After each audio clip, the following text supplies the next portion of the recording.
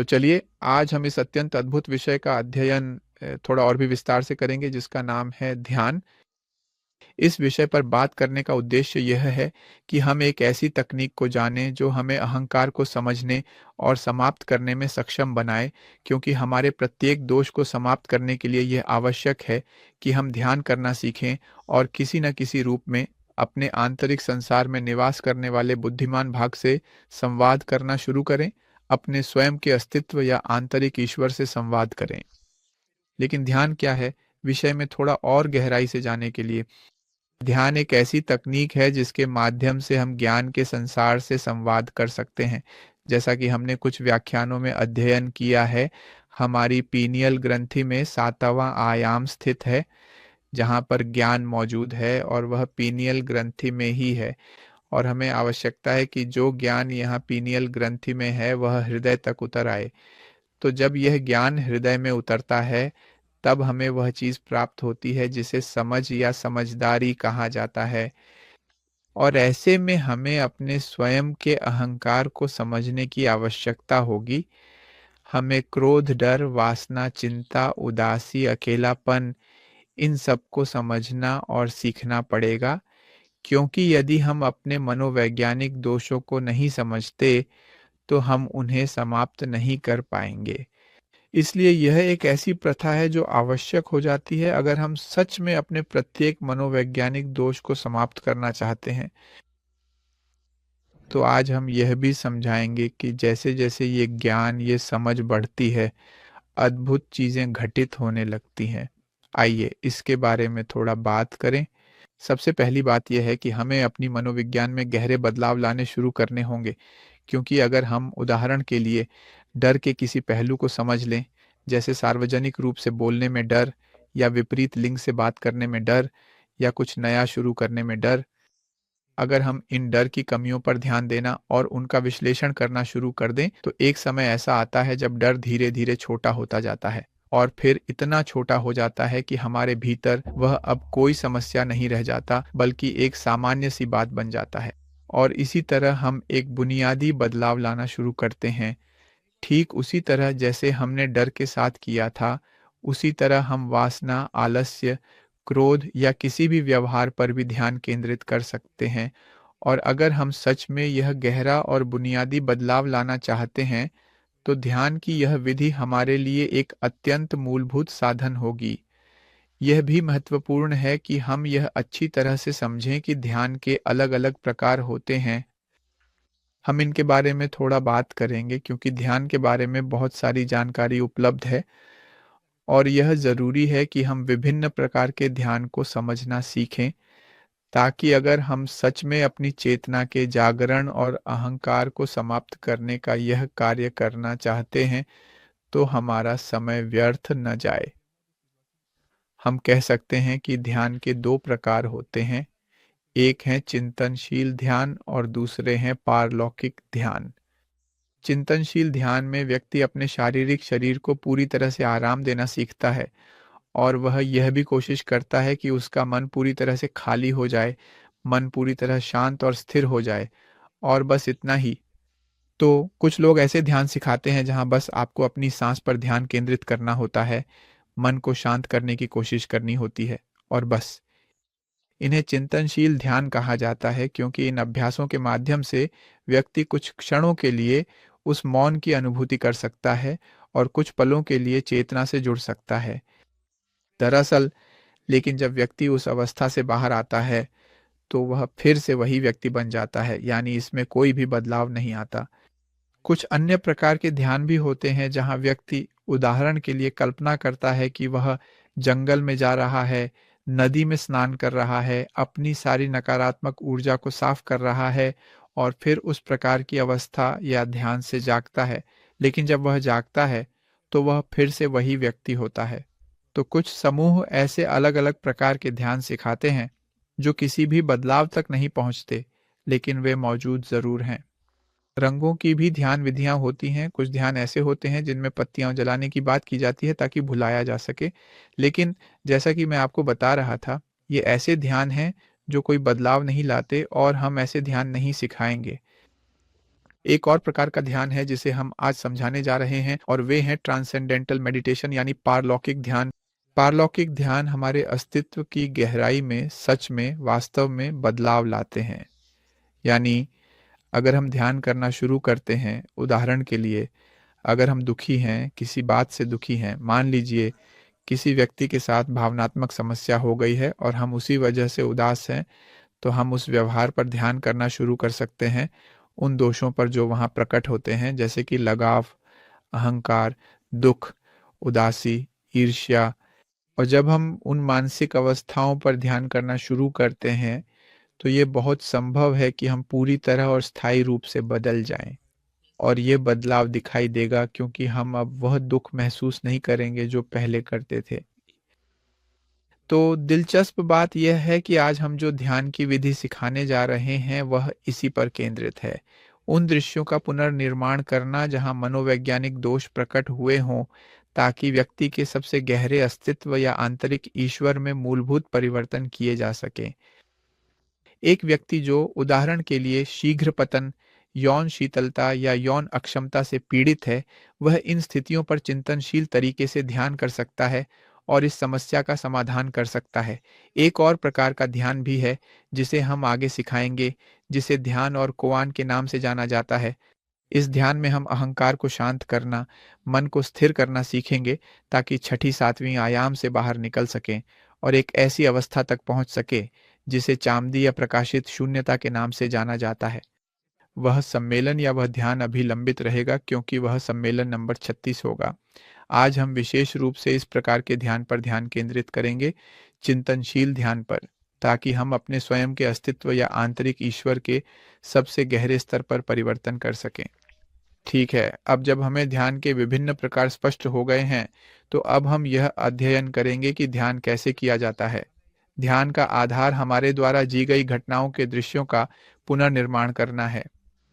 तो हम में से हर किसी को जीवन में कुछ परिस्थितियों का सामना करना पड़ा है। ये परिस्थितियां सकारात्मक भी हो सकती हैं या नकारात्मक भी, और जीवन की उन्हीं घटनाओं में अहंकार प्रकट हुआ।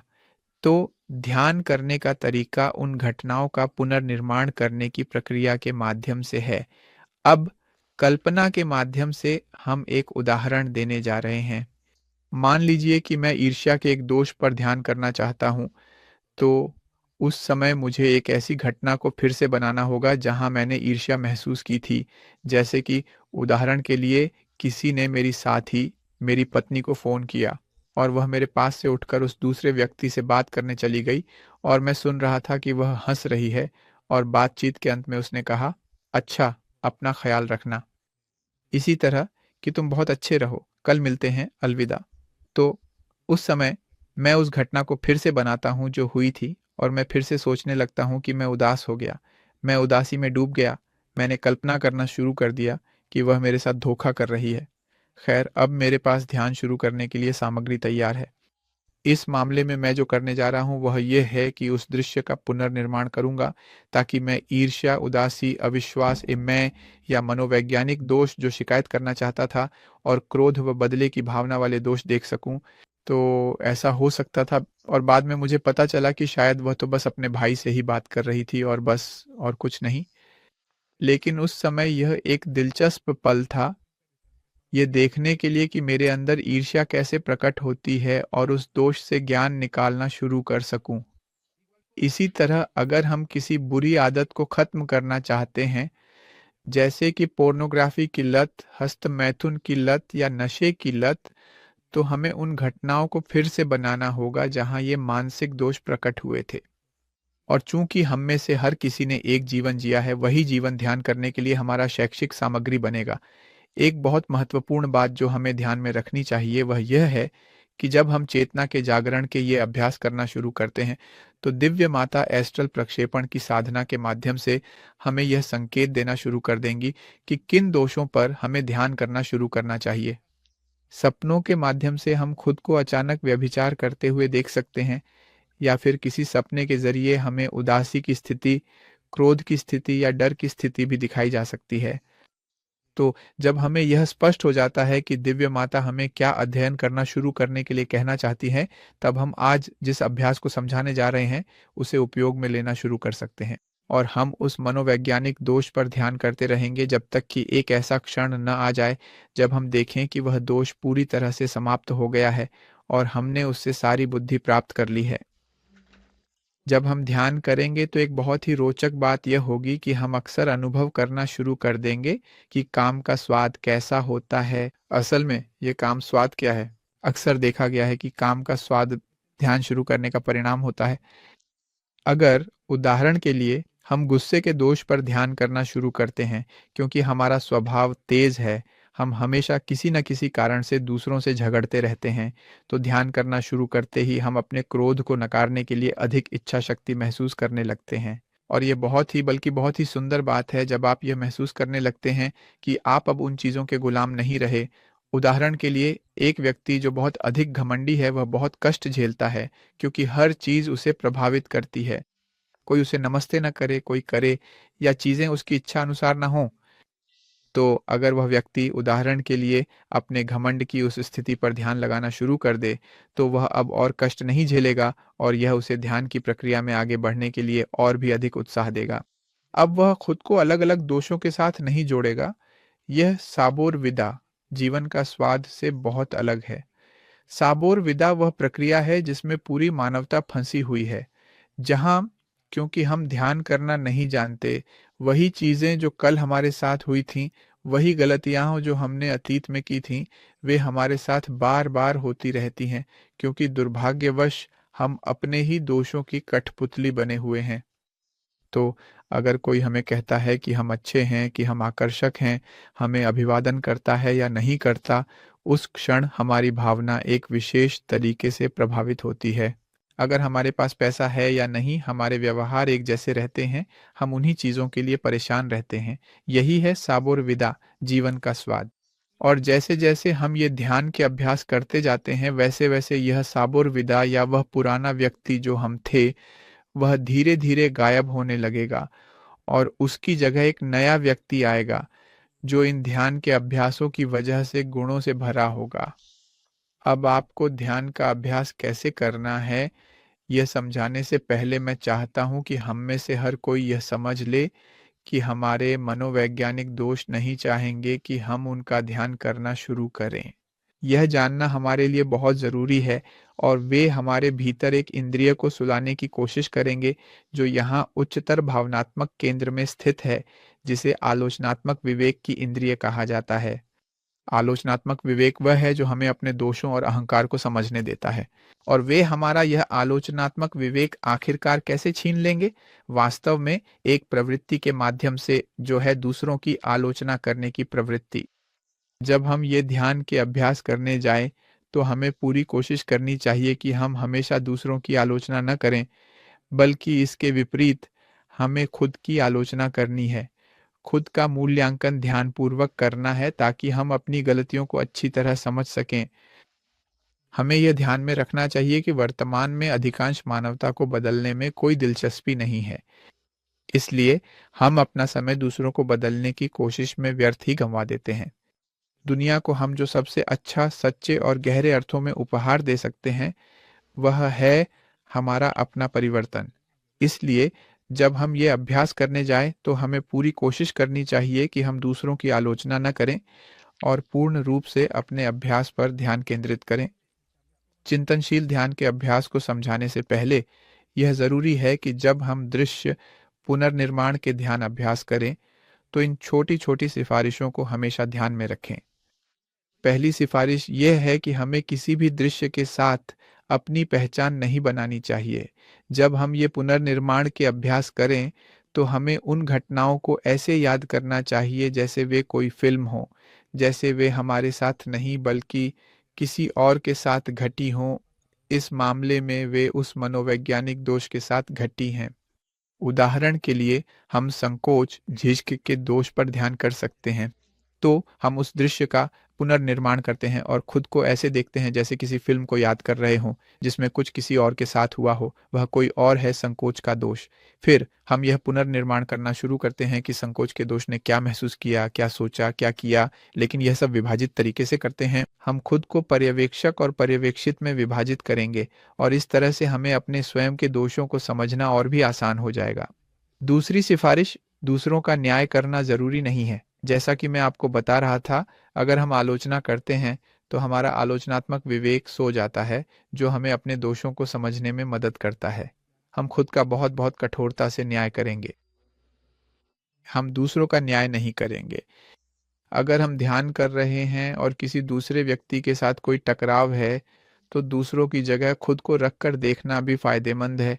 हमें सहानुभूति रखनी चाहिए, वास्तव में सोचना और विश्लेषण करना चाहिए कि अगर मेरे साथ ऐसा होता तो मैं कैसे प्रतिक्रिया करता। तो वहीं से हम ये समझने और महसूस करने लगते हैं कि दूसरों का नज़रिया क्या है। जब भी मौका मिले, इस अभ्यास को बार-बार दोहराएँ, जब तक कि हम उस मनोवैज्ञानिक दोष को पूरी तरह समाप्त न कर दें, जिसे हम बदलना चाहते हैं। अब हम आपको विस्तार से समझाएँगे कि चिंतनशील ध्यान की प्रक्रिया वास्तव में कैसे की जाती है। इस चिंतनशील ध्यान में आप चाहें तो एक नोटबुक का इस्तेमाल कर सकते हैं। आप हमेशा अपनी ध्यान की डायरी या ध्यान की नोटबुक अपने पास रख सकते हैं या फिर इसे मानसिक रूप से भी कर सकते हैं, जैसा आप चाहें। मैं आपसे सलाह देता हूँ कि ध्यान की नोटबुक रखें, ताकि हम जो अभ्यास करने जा रहे हैं, उनमें थोड़ा-सा क्रम बना रहे। ये किस बारे में है? हम ये अभ्यास कैसे करेंगे? सबसे पहले हम एक जगह ढूँढेंगे जो हमारा ध्यान लगाने का स्थान होगा। हालाँकि हम पार्क में, घर में या अपने कमरे में भी ध्यान कर सकते हैं, लेकिन कोशिश करें कि वह जगह शांत हो ताकि हम अच्छी तरह से एकाग्र हो सकें। हम बेलिलिन और जादुई वृत्त की आध्यात्मिक सुरक्षा करेंगे ताकि ऊर्जा के स्तर पर हम सुरक्षित रहें। एक बार जब हमने बेलिलिन और जादुई वृत्त का अभ्यास कर लिया है, तो अब हम पिता और दिव्य माता से सहायता की प्रार्थना करेंगे, उनसे निवेदन करेंगे कि कृपया हमें इस दोष को समझने में मदद करें। यहाँ इस बिंदु पर हमें स्पष्ट रूप से पता होना चाहिए कि वह कौन सा मनोवैज्ञानिक दोष है जिस पर हम ध्यान करने जा रहे हैं।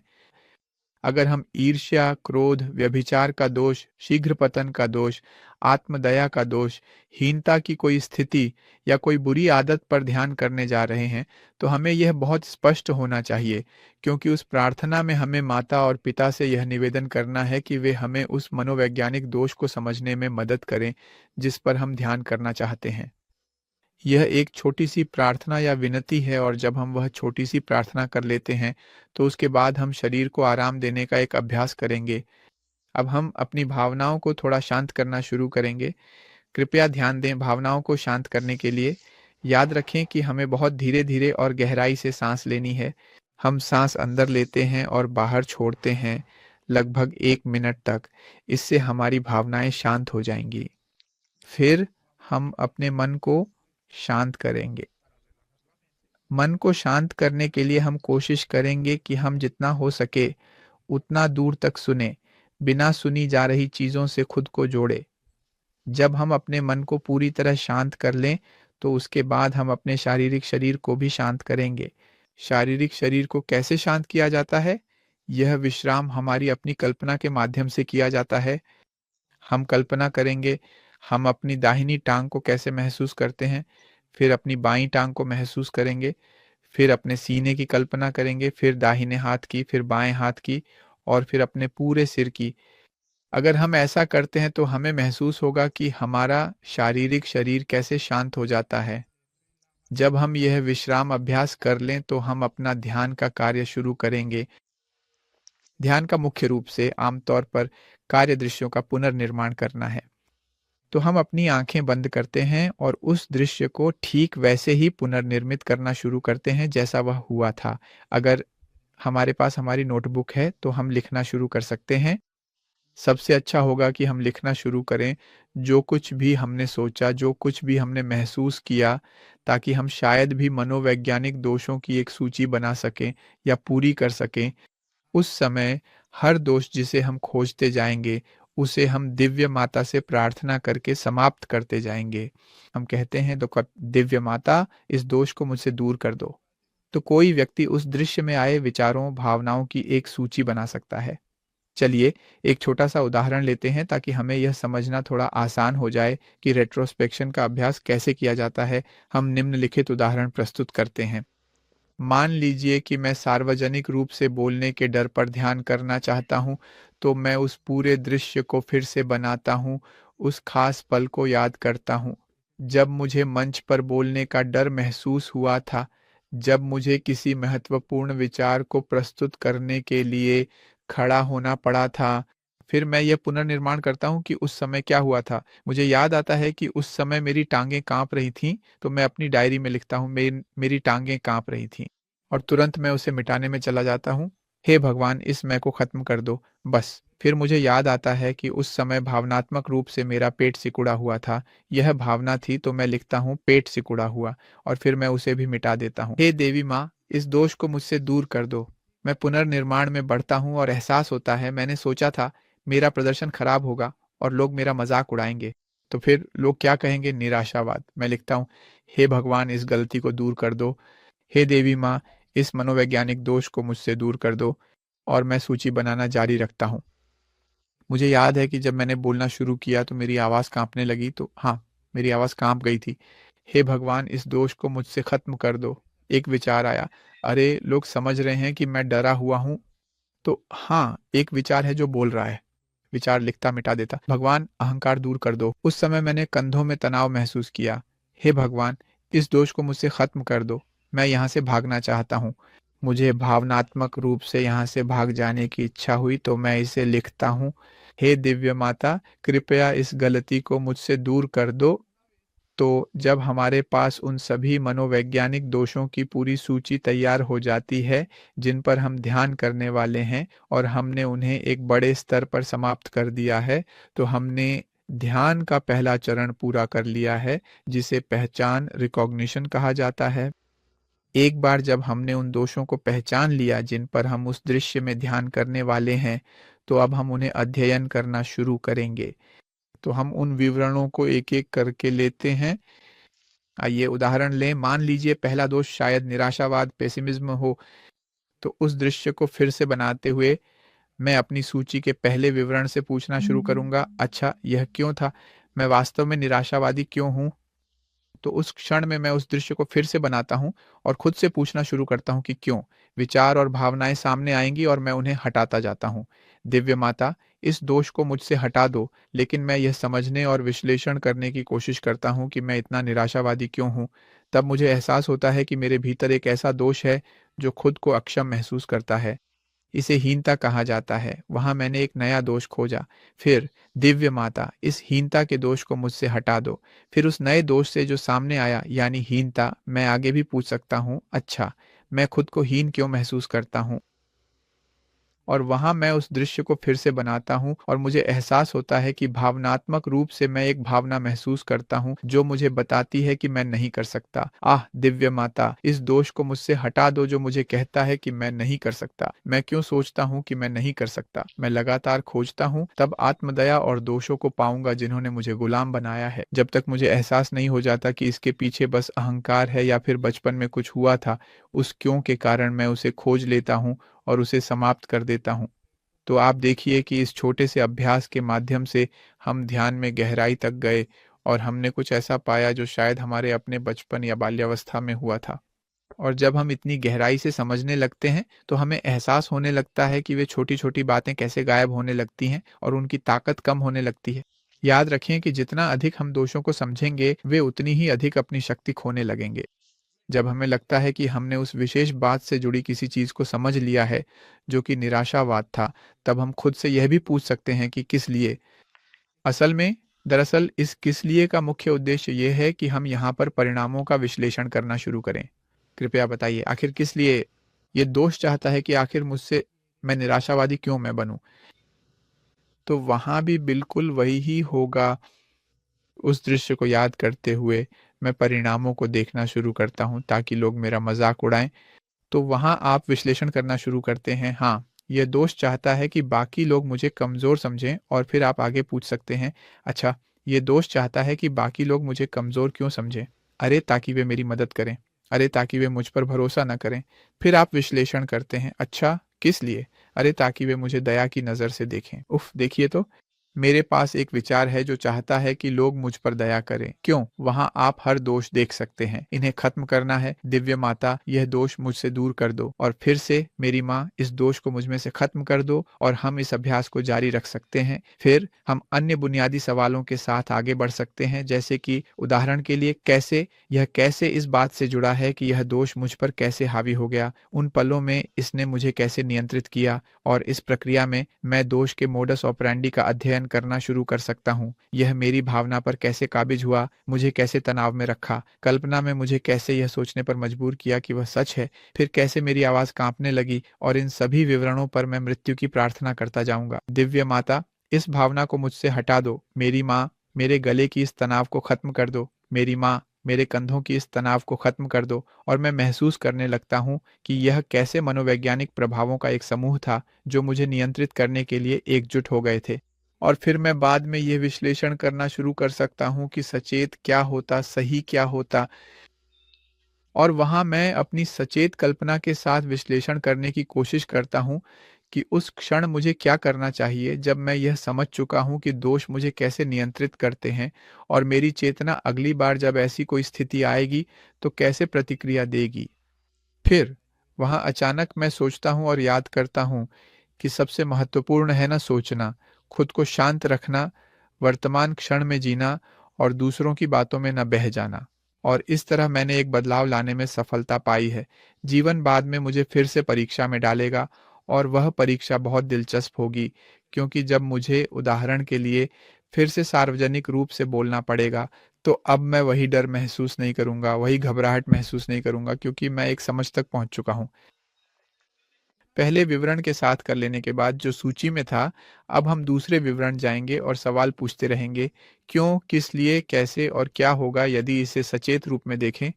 और इसी तरह हम काफ़ी समय तक हर एक बिंदु पर ध्यान करते हुए और गहराई से सोचते हुए आगे बढ़ सकते हैं, जब तक कि आप यह महसूस नहीं कर लेते कि सपनों की दुनिया में अच्छी तरह से ध्यान करने के बाद आप समझने लगते हैं कि उस मनोवैज्ञानिक दोष से आपने उसका नियंत्रण छीन लिया है। फिर वे यह महसूस करने लगते हैं कि वह दोष अपने पैर खो चुका है। इसके बाद वे यह समझने लगते हैं कि जब हम उस मनोवैज्ञानिक दोष का दिल निकाल देते हैं, तो हम देख सकते हैं कि वह दोष मर जाता है। और यह बात ध्यान में रखना बहुत ज़रूरी है। हमें उस मनोवैज्ञानिक दोष को तब तक पकड़ना है जब तक हम उसे पूरी तरह से सपनों की दुनिया में, एस्ट्रल दुनिया में समाप्त न कर दें।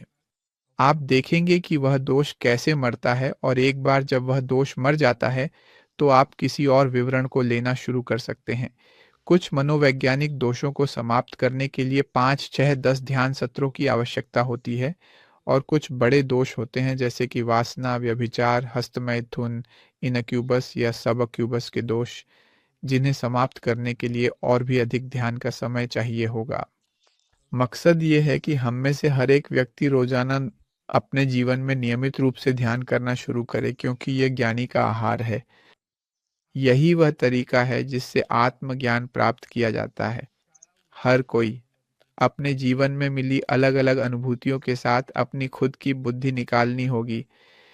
हर किसी को अपने भीतर की बुद्धि को क्रोध, डर, वासना और अकेलेपन की अवस्थाओं से निकालना होगा, और वास्तव में उस सारी बुद्धि के साथ जो हम प्राप्त करेंगे, हम दूसरों की मदद कर सकेंगे।